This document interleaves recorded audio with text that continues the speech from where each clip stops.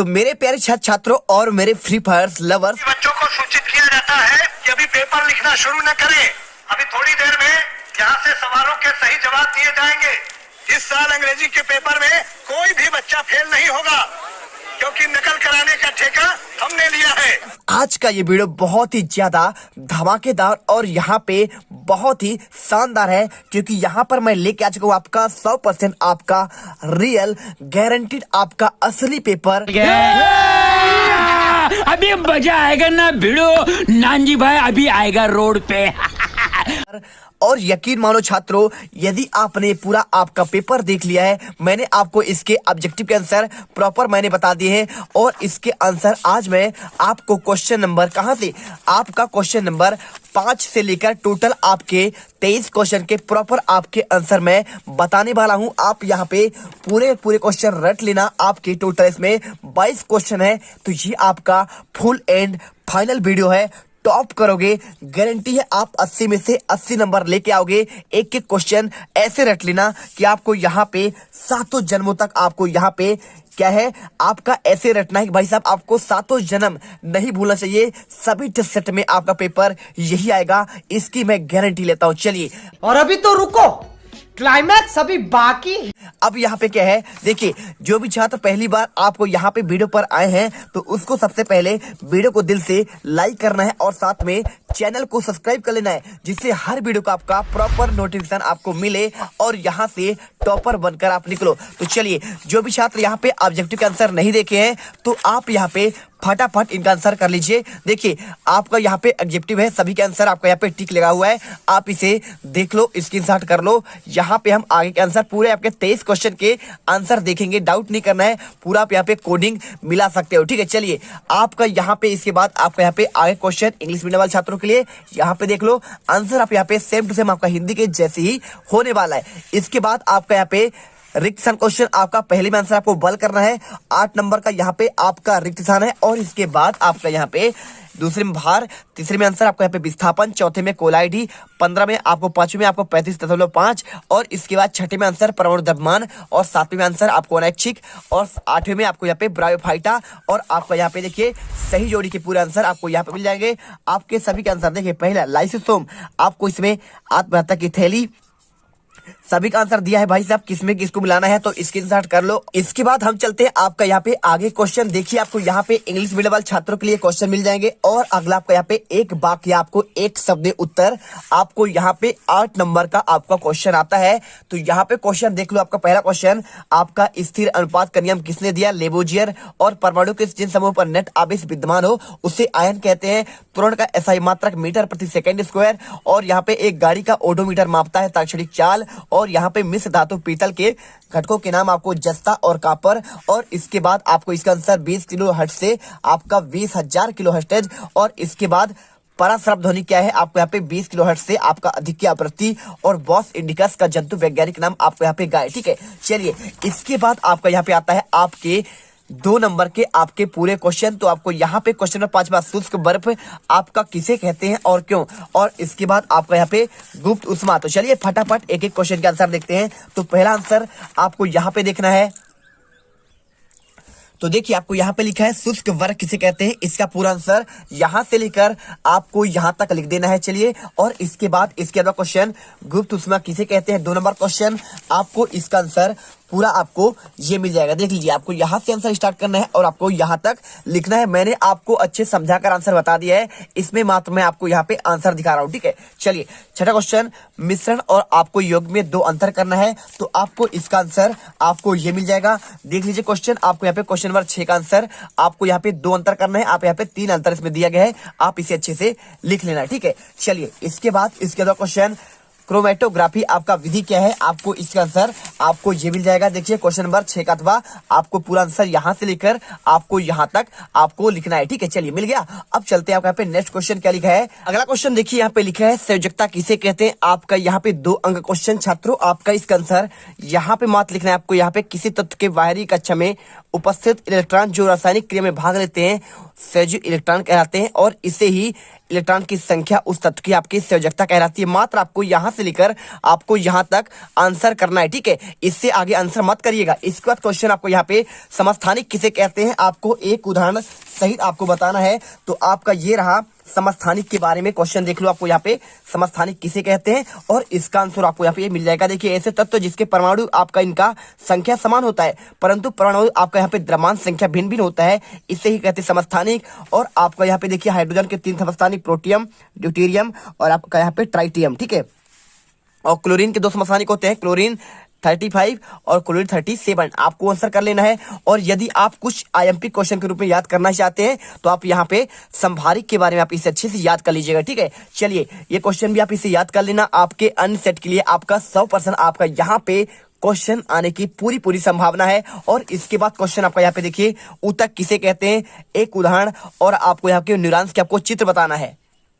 तो ऊतक के बारे में कोशिकाओं के समूह जिसकी उत्पत्ति समान होती है उसे कहते हैं समरूपकार, कहते हैं ऊतक। और इसके बाद आपका न्यूरॉन्स का चित्र, तो आपको यहाँ पे पूरा आपका न्यूरॉन्स का आपका पूरा चित्र दिया गया है, अच्छे से बना लेना, एक एक क्वेश्चन याद कर लेना और यहाँ पे गर्दा मचा देना आपके 30 मार्च के आपके विज्ञान के पेपर में। इसके बाद क्वेश्चन देखिए, यहाँ पे लिखा है आपका यहाँ पे किन्हीं 2 प्रकार के पेशी रेशों का चित्र बनाकर अंतर स्पष्ट करना है। और इसके बाद आपका यहाँ पे हृदय पेशी का विशेष आपको कार्य बताना है। तो चलिए आपको यहाँ पे इसका आंसर दिखाते हैं। तो ये रहा आपको क्वेश्चन नंबर 9 का आंसर। आपको ये दोनों चित्र आपको बनाने पड़ेंगे। इसके बाद आपको यहाँ पे उसके अथवा क्वेश्चन हृदय पेशी के विशेषकार, आपको यहाँ पे देखिए बिना थके हुए लय में लगातार सिकुड़ने और फैलने का कार्य यहाँ पे रक्त के शरीर को पंप करता है, ठीक है। आपको ये क्वेश्चन। और इसके बाद क्वेश्चन नंबर 10वां, यहाँ पे औसत चाल क्या है, आपको ये क्वेश्चन याद करना है, 2 अंक क्वेश्चन। तो चलिए आपको यहाँ पे औसत चाल और यहाँ पे चाल और वेग में आपको अंतर, इनका भी आंसर आपको हम दिखाते हैं। तो सबसे पहले आपको यहाँ पे क्वेश्चन आपका औसत चाल के बारे में। तो देखिए आपको यहाँ पे औसत चाल आपको यहाँ पर मिलेगा, पूरा आपको आंसर यहाँ पे लिखा हुआ है। तो औसत चाल का आपको यहाँ पे क्वेश्चन का आंसर यहाँ पे करिएगा। और इसके बाद क्वेश्चन आपको यहाँ तक लिखना पड़ेगा। सबसे इंपॉर्टेंट आपको यहाँ से लेकर यहाँ तक तो याद ही कर लेना है, ठीक है। चलिए, इसके बाद क्वेश्चन आपको यहाँ पे आता है, क्या लिखा है, चाल और वेग में अंतर। तो आपको चाल और वेग में अंतर आपको यहाँ पे 3 पॉइंट में आपको यहाँ पे मिल जाएगा, 4 पॉइंट में जो आपको अच्छा लगे याद कर लीजिए, आपको पूरा आंसर यहाँ पे मिल जाएगा। और इसके बाद आपको यहाँ पे देखिए दूरी परिवर्तन की दर आपको यहाँ पे चाल कहते हैं और विस्थापन परिवर्तन की दर आपको यहाँ पे वेग कहते हैं। ये एक अदिश राशि है और वेग आपका यहाँ पे सदिश राशि। ये आपका इसका वेग आपका शून्य नहीं होता है, लेकिन इसका गतिमान आपका वेग शून्य हो सकता है। और इसमें देखिए दूरी में परिवर्तन में चाल में परिवर्तन होता है, जबकि इसमें क्या होता है, विस्थापन की मात्रा दिशा परिवर्तन के कारण हो सकती है, ठीक है। चलिए, इसके बाद क्वेश्चन आपका 11वां, दूरी व आपका यहाँ पे विस्थापन में अंतर। तो आपको यहाँ पे बेहतरीन तरीके से आपको दूरी और आपका यहाँ पे विस्थापन में आपको अंतर, यहाँ पे क्वेश्चन 11 का आंसर निर्भरता, मान और राशि। देखिए यहाँ पे क्या होता है, वस्तु द्वारा तय किए गए पथ की लंबाई को दूरी कहते हैं और निश्चित दिशा में गतिमान वस्तु की प्रारंभिक और अंतिम दूरी के बीच की आपका न्यूनतम दूरी कहलाता है विस्थापन। और यह इसका मान धनात्मक ऋणात्मक आपका शून्य हो सकता है। देखिए बहुत सिंपल है। और ये कहता है आपका ये अदिश राशि है और आपका ये सदिश राशि। देखिए इतना सिंपल आंसर है, इसे याद कर लीजिए ना। इसके बाद क्वेश्चन आपका एक वस्तु 16 मीटर की दूरी पर 4 सेकंड में तय करती है, 4 सेकंड में। तो आपको यहाँ पे पूरा आपको इसका औसत चाल बताना है। तो आपको इसका आंसर आपको यहाँ पे क्वेश्चन नंबर 11 का आपको अथवा आंसर आपको ये न्यूमेरिकल क्वेश्चन याद करके जाना है, ठीक है। चलिए, इसके बाद क्वेश्चन आपको यहाँ पे 12वां, गुरुत्वाकर्षण का आपको यहाँ पे सार्वत्रिक नियतांक बताना है और इसके साथ किसी वस्तु के द्रव्यमान और भार में आपको अंतर। तो ये रहा क्वेश्चन 12वें का आंसर। आपको यहाँ पे विश्व का प्रत्येक पिंड एक दूसरे पर क्या है, एक बल से आकर्षित रहता है, यानी दोनों पिंड के द्रव्यमानों का गुणनफल क्या होता है, आपका यहाँ पे नियतांक होता है। जो आपका सार्वत्रिक नियतांक का सूत्र होता है, ये होता है इन्हें 2 बिंदुओं के बीच आपके यहाँ पे द्रव्यमान का गुणनफल के समानुपाती और उनके बीच के दूरी के आपका यहाँ पे क्या होता है, उसके आपका व्युत्क्रमानुपाती होता है। और यहाँ पे देखिए 2 पिंड है और इसका आपको यहाँ पे F बराबर G mm बटे आपका D स्क्वायर, ये आपका यहाँ पे बीच की दूरी है। और G आपका यहाँ पे गुरुत्वाकर्षण नियतांक है और M आपका यहाँ पे दोनों आपके इनका आपका द्रव्यमान है। चलिए आप यहाँ पे आंसर कर लेंगे। इसके बाद आपको यहाँ पे क्वेश्चन आपका इसके अथवा का किसी वस्तु के द्रव्यमान और यहाँ पे भार में अंतर। तो आपको पूरा आंसर आपको यहाँ पे मिल जाएगा। देख लीजिए पूरा आपका अदिश राशि और ये आपका यहाँ पे सदिश राशि है। आप इसे अच्छे से याद कर लेना। पूरा आपको इसमें इसका यूनिट आपका किलोग्राम होता है, भार का और इसका क्या होता है आपका द्रव्यमान का, और भार का होता है आपका न्यूटन, ठीक है। चलिए हो गया आंसर। इसके बाद क्वेश्चन आपका यहाँ पे 13वां क्वेश्चन। तो 13वां क्वेश्चन, एक वस्तु का द्रव्यमान 10 किलोग्राम है, पृथ्वी पर इसका भार कितना होगा। और यहाँ पे आर्किमिडीज का आपको यहाँ पे सिद्धांत लिखना है, 2 अंक क्वेश्चन। तो चलिए, जो भी छात्र पहली बार विजिट कर रहा है, वीडियो को दिल से लाइक कर दीजिए और चैनल को कर दीजिए सब्सक्राइब। और एक एक क्वेश्चन रट लेना, सातों जन्म तक क्वेश्चन याद हो जाना चाहिए, रट जाना चाहिए एक एक क्वेश्चन, तभी आप यहाँ पे टॉपर बनकर निकलोगे। तो आपका आरके मेडिज का सिद्धांत 13 का आंसर पूरा आपको यहाँ पे लिखा है। और इसके बाद आपको 13 का अथवा क्वेश्चन आपको यहाँ पे न्यूमेरिकल, तो इसका आंसर आपको यहाँ तक आपको लिखना पड़ेगा और पूरा इसे रट कर जाना पड़ेगा। ठीक है, चलिए इसके बाद क्वेश्चन 14 संपीड़न और आपका यहाँ पे विरलन क्या है और ध्वनि तरंगों का परिवर्तन, के आपको यहाँ पे दो आपको व्यवहारिक आपको यहाँ पे उपयोग आपको बताना है। तो यहाँ पे देखो क्वेश्चन 14 का आंसर आपको यहाँ पे संपीड़न और विरलन के बारे में पूरा आंसर आपको मिल जाएगा। और इसे यदि आप यहाँ पे एक न्यूमेरिकल याद करना चाहते हैं तो आप इसे भी याद कर लीजिएगा। आपका अन्य सेट में यहाँ पे क्वेश्चन इसको पूछा जाएगा। और इसके बाद आपको यहाँ पे क्वेश्चन जो याद करना है, आपको यहाँ पे देखिए, आपको यहाँ पे ध्वनि तरंगों के परिवर्तन के आपको भाई दो आपका व्यवहारिक आपका उपयोग, यहाँ पे आपका दो उपयोग लिख दिए गए हैं, आप आंसर इसे याद कर लीजिएगा। इसके बाद क्वेश्चन आपका आता है क्वेश्चन नंबर आपका 15। यहाँ पर देखो रदरफोर्ड का आपको यहाँ पे परमाणु मॉडल आपको बताना है। तो चलिए हम आपको यहाँ पे 3 नंबर क्वेश्चन, आपको पहला क्वेश्चन आपको यहाँ पे 3 नंबर का रदरफोर्ड का आपका परमाणु मॉडल आपको हम इसका आंसर आपको हम दिखा देते हैं। ठीक है, तो सबसे पहला क्वेश्चन नंबर 13 का आंसर आपको रदरफोर्ड का परमाणु मॉडल, आपको आंसर पूरा याद करना पड़ेगा। आपको यहाँ तक पहला, दूसरा और तीसरा इसमें आपको परिणाम आपको लिखा गया है, आंसर कर लीजिए। इसके बाद आपको क्वेश्चन नंबर 13 का अथवा क्वेश्चन इसमें आपका पूछा गया है समस्थानिक और संभारिक में आपको यहाँ पे अंतर लिखिए। तो आपको यहाँ पे आंसर इसका प्रॉपर आपको यहाँ पे देखिए, पहला पॉइंट, दूसरा पॉइंट, तीसरा और आपको यहाँ पे चौथा पॉइंट, आपको सारे क्वेश्चन के आंसर देखिए। समस्थानिक क्या होता है और संभारिक क्या होता है, पूरा आप इसे अच्छे से याद कर लीजिएगा। क्वेश्चन आपका यहाँ पे आने वाला है और यदि आप याद करना चाहते हैं तो समस्थानिक के आपको यहाँ पे 3 अनुप्रयोग भी याद कर सकते हैं। चलिए इसके बाद क्वेश्चन अर्धसूत्री विभाजन किसे कहते हैं और साथ में यहाँ पे माइटोकॉन्ड्रिया को कोशिका का बिजली घर क्यों कहा जाता है, ये क्वेश्चन आपको रट कर जाना है। तो देखिए आपको यहाँ पे अर्धसूत्री विभाजन के बारे में पूछा गया है। तो ऐसा कोशिका जिसके विभाजन में बनने वाली, आपको यहाँ पे पूरा आंसर संतति, यहाँ पे कोशिकाओं में गुणसूत्रों की संख्या मात्र आपका यहाँ पे कोशिकाओं की आधी रह जाती है, इसे कहते हैं आपका अर्धसूत्री विभाजन, इसे आप लिख लीजिए। और इसके बाद माइटोकॉन्ड्रिया को बिजली का कोशिका का बिजली घर क्यों कहते हैं, आप इसे अच्छे से याद कर लीजिएगा। पूरा आंसर यहाँ पे सेम टू सेम आपका पेपर में फंसने वाला है। इसके बाद आपको यहाँ पे नेक्स्ट क्वेश्चन देखिए 17वां संक्रामक और आपको यहाँ पे असंक्रामक रोगों में अंतर, एक उदाहरण देकर लिखना है और रोगों से बचने हेतु आपको यहाँ पे 3 उपाय।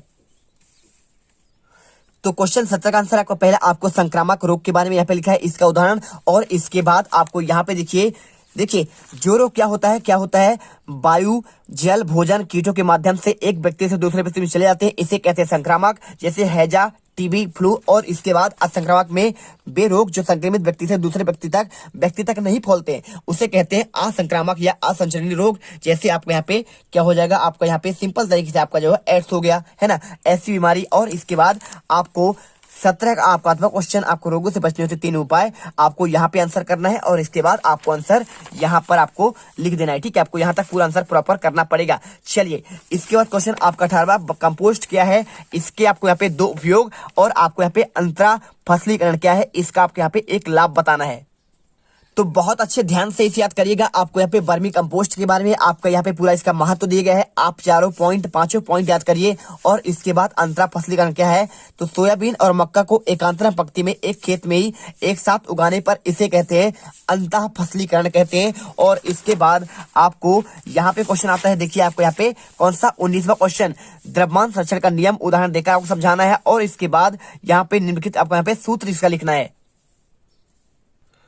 तो ये रहा इसका आंसर, आपको यहाँ पे द्रव्यमान आपका संरक्षण का नियम 4 अंकों का आंसर है। तो आप इसे अच्छे से कर लीजिएगा, पूरा आंसर ये हो जाएगा। और इसके बाद इसके अथवा क्वेश्चन देखिए 4 अंकों का, यहाँ पे इसका आपको यहाँ पे सूत्र बताना है। 18 का अथवा क्वेश्चन, तो आपको इनका सभी का सूत्र, सोडियम ऑक्साइड का Na2O और यहाँ पे एल्युमिनियम ऑक्साइड का Al2O3 और यहाँ पे सोडियम सल्फाइड का यहाँ पे Na2S और इसके बाद कैल्शियम कार्बोनेट का आंसर CaCO3 हो जाएगा। ठीक है, चलिए इसके बाद क्वेश्चन आपका आता है आपका यहाँ पे 20वां RH व्हिटेकर के 5 जगत वर्गीकरण का, आपको यहाँ पे इसको समझाना है। तो 4 अंकों का ये क्वेश्चन है आपका, इसका आंसर। और इसके साथ संघ पोरीफेरा और यहाँ पे प्लेटी हेलमिंथ के आपको यहाँ पे क्या लिखना है, आपको यहाँ पे आपको 2 लक्षण लिखने हैं। तो चलिए आपको यहाँ पे पहले आपको यहाँ पे RH व्हिटेकर वाले क्वेश्चन 20वें का आंसर देते हैं। तो आपको यहाँ पे आंसर देखिए, आपको यहाँ पे 1969 में परंपरागत द्विजगत वर्गीकरण प्रणाली का आपको यहाँ पे व्हिटेकर के स्थान ने 5 जगत प्रणाली का आपको यहाँ पे लिया था। और यहाँ पे पहला मोनेरा, प्रोटिस्टा, पादप जगत, कवक और यहाँ पे जंतु जगत आपको इसको करना है। और इसके बाद क्वेश्चन आपको यहाँ पे देखिए संघ आपको यहाँ पे प्लेटी हेलमिंथेस हो गया।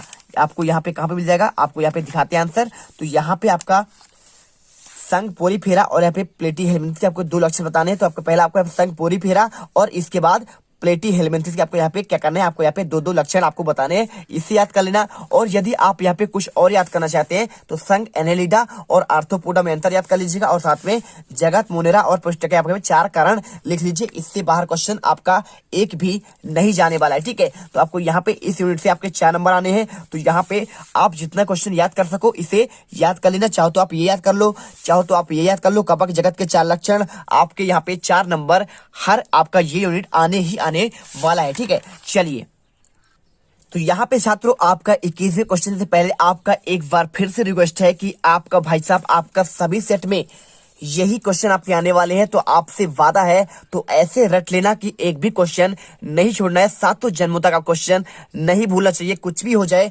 आपको टॉपर बनकर निकलना है। 21वां क्वेश्चन आपका ये वाला है। देखिए, जब कोई आपका यहाँ पे बस रुकती है आपको आंसर ये अच्छे से याद करना है। और इसके बाद आपको यहाँ पे इसके अथवा क्वेश्चन आपका यहाँ पे न्यूटन के गति का आपका द्वितीय नियम आपको T बराबर ma आपको यहाँ पे व्युत्पन्न करना है। तो आंसर आपको यहाँ से लेकर आपको यहाँ तक याद कर लेना है। और इसके बाद क्वेश्चन आपका 22वां, मनुष्य का कान किस प्रकार कार्य करता है, आपको इसका सचित्र वर्णन करना है। और इसके बाद सोनार की आपको कार्यविधि का उपयोग भी आपको करना है।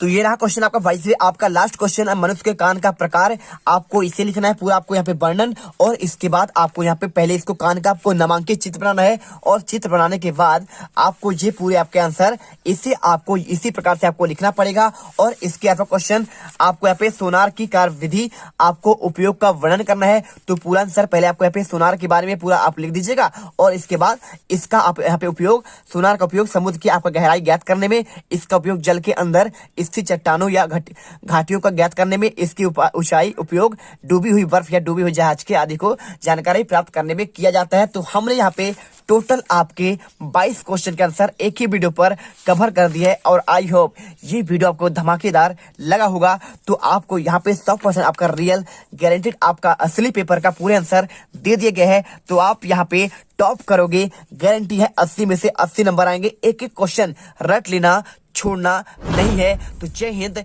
जय भारत, वंदे मातरम।